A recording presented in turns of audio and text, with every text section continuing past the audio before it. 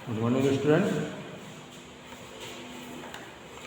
ये lesson grammar में आपका सेशन फर्स्ट हो गया, कम करा दिया गया था।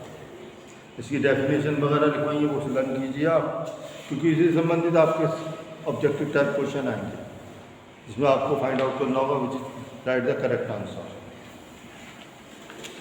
आप देखिए lesson second, parts of sentence.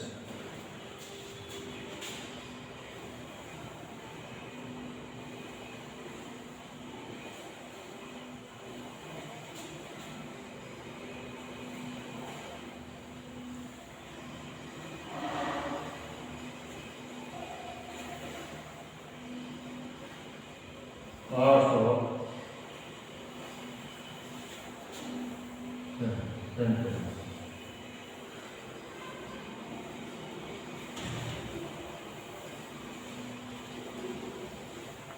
एक वाक्य कौन कौन से भाग होते हैं? तो एक सेंटेंस में दो चीज होती है, एक सब्जेक्ट और एक सब्जेक्ट और प्रेडिकेट। सेंटेंस जो दो भागों में बटा हुआ होता है, सब्जेक्ट और predicate. Subject means which tells about somebody और समथिंग। सब्जेक्ट वो है जिसके विषय में कुछ कहा जाता है, कुछ बताया जाता है। और प्रेडिकेट मीन्स उस सब्जेक्ट के विषय में जो हम बता रहे हैं, जो हम एक्सप्लेन कर रहे हैं, वो से चीज़ें जो है प्रेडिकेट कहलाती हैं। जैसे सब्जेक्ट है आई रीड, इसमें एग्जाम्पल दिया है I read in class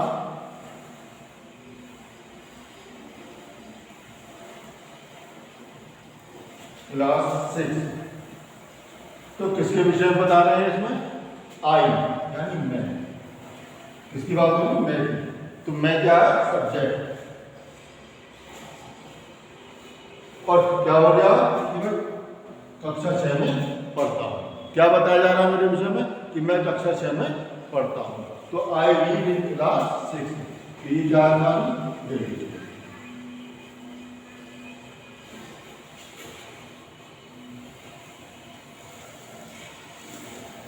subject और प्रेडिकेट दो भागों में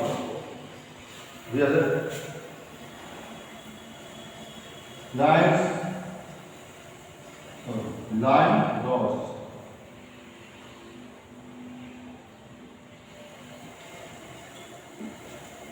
इसकी बात हो गई शेर। शेर का दहाड़ता। किस सब्जेक्ट क्या है इसका? लाइन ड्रॉस का प्रेडिकेट।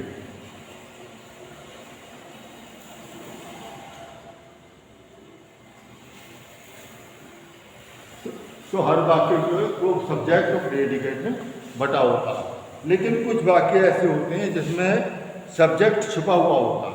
जैसे go to your class, go to class. तो इसका मतलब है क्लास में जाओ। किसे कह रहे हैं इसमें? तुमसे। तो यू गो टू क्लास, तो इसमें सब्जेक्ट क्या छुपा हुआ? यू। और डोंट मेक ए नॉइस। अब इसमें डोंट मेक ए नॉइस क्या होता? शेर मत बजाइए। अगर एक किससे कहा गया? तुमसे, आपसे। तो सब्जेक्ट क्या है? यू। तो कुछ शब्द, कुछ एग्जाम्पल ऐसे होते हैं जिसमें सब्जेक्ट छुपा हुआ होता है।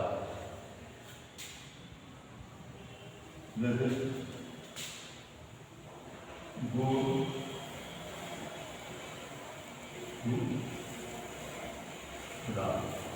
इसमें क्या है? प्रेडिकेट प्रेडिकेट है।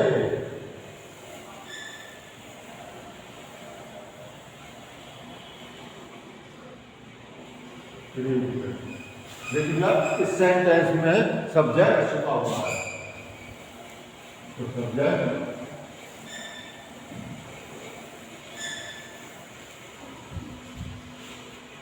छुपा हुआ है। सब्जेक्ट क्या हुआ है? हम लगाएंगे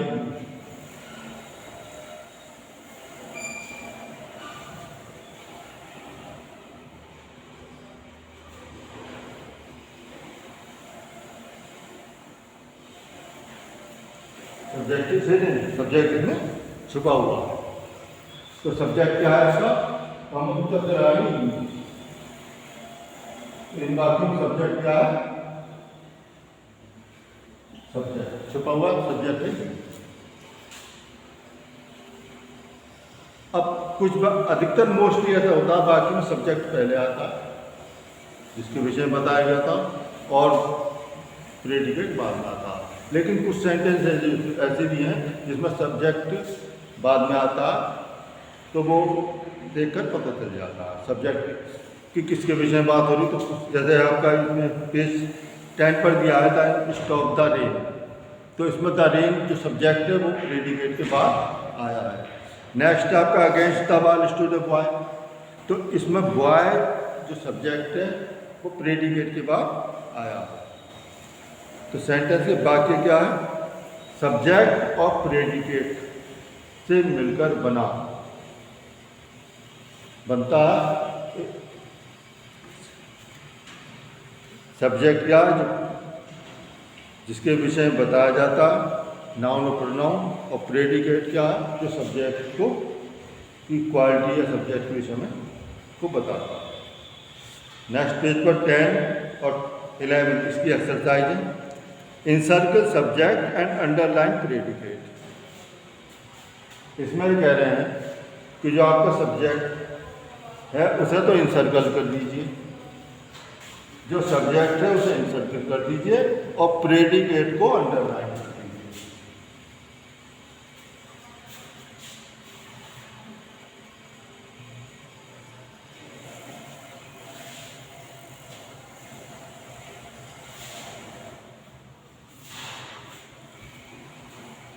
क्या है आपके exercise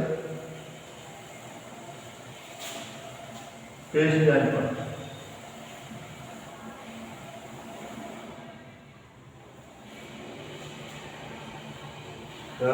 encircle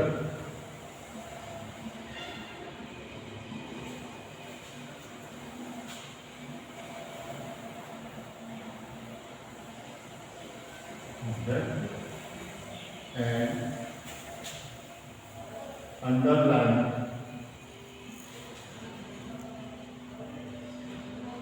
predicated।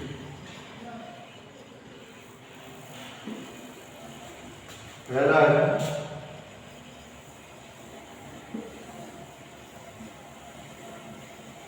we cannot live without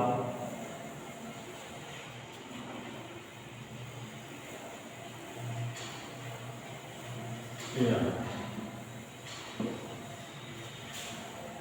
इसमें क्या करना है आपको, जो सब्जेक्ट है उसे तो आपको सर्किल करना है और जो प्रेडिकेट है वो underline.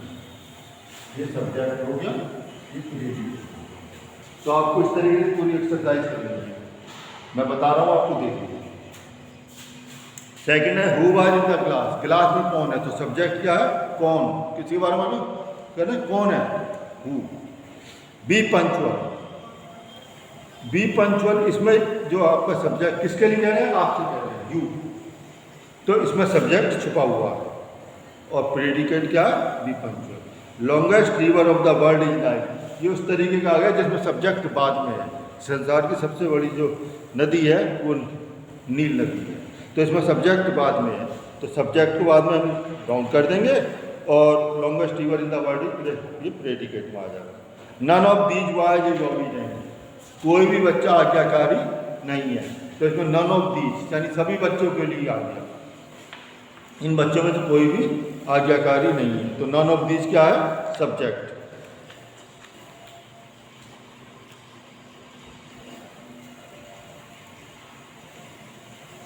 One big deep ocean cover the rest of the planet, तो सब्जेक्ट क्या, वन बिग डीप ओशन, किसके बाद, बहुत बड़ा उथला समुद्र, तो ये तो सब्जेक्ट है। इसकी क्या विशेषता, किसने बहुत सारे covered the rest of the planet. तो इसके बाद tell me the story of their creation, तो इसमें छुपा हुआ है, तो इसमें केवल प्रेडिकेट। नेक्स्ट है आपका how were so many oceans and seas form, subject क्या है इसमें पूछा, so many oceans and seas, ये सब्जेक्ट है और बाकी सब प्रेडिकेट है। इसमें बीच में आ गया है subject. The original land mass split itself up into large pieces, तो इस the original land mass subject और शेष आपका प्रेडिकेट। अब इसमें कुछ नेक्स्ट आपको दिए हैं, put subject in this sentences, क्या दिए हैं? फर्स्ट है इज आवर रिपब्लिक डे, तो सभी जानते हैं आप रिपब्लिक डे को कौन सा होता है, 26 जनवरी, तो 26 जनवरी को फिलअप कर देंगे। कम्स आफ्टर मच, या और सभी जानते होंगे कम्स आफ्टर मच, मार्च के बाद क्या आता है, brush our teeth twice a day, कौन करता है, we sets in the west, कौन छिपता पश्चिम में, the sun, shed their leaves in autumn, तो सम ट्रीज। तो इस प्रकार हमें जो है ना सब्जेक्ट भरने हैं। इज आवर रिपब्लिक फर्स्ट में है,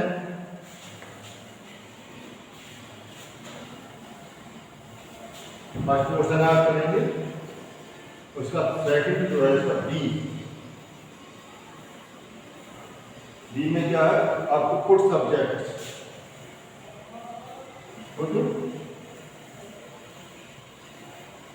सब्जेक्ट,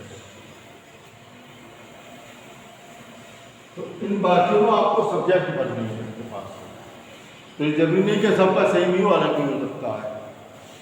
चलो नेक्स्ट क्या है, इसको सी में आपको सब्जेक्ट दे रहा है और प्रेडिकेट करना है।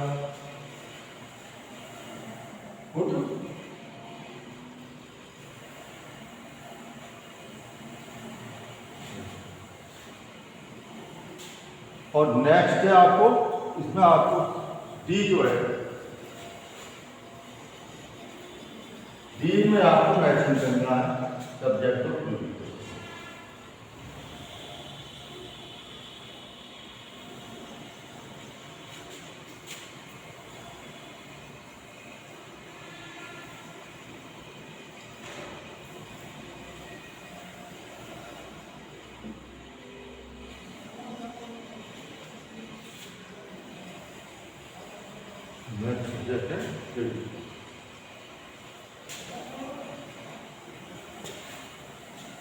तो ये काम कीजिए आपका। और आपका पेपर जो पेपर में हम बता रहे हैं आपको 25 ऑब्जेक्टिव टाइप क्वेश्चन आएंगे, जो आपके दोनों जो आपको पढ़ाया गया है उसी में से आएंगे। जो लेसन है उनमें से आप केयरफुली पढ़िए, उनकी स्टोरी आपको मालूम होनी चाहिए, पाठ के बारे में मालूम होगा तो आपको करने में आसानी होगी। नॉर्मली है, इजी पेपर होगा, 25 क्वेश्चन ऑब्जेक्टिव है उनका, जब आपका आंसर मालूम होगा तो आप आसानी से कर लेंगे। ठीक है, अभी आपका कोर्स आपका पूरा हो जाएगा और आप अपने बुक्स में पूरा कीजिए और टेस्ट की तैयारी करें। पहले हम आपको टेस्ट, अब जो आगे तो काम कराएंगे, करने के बाद देंगे कोई नमूना टेस्ट का जो हो वो हम आपको भेज देंगे। ठीक है, टेस्ट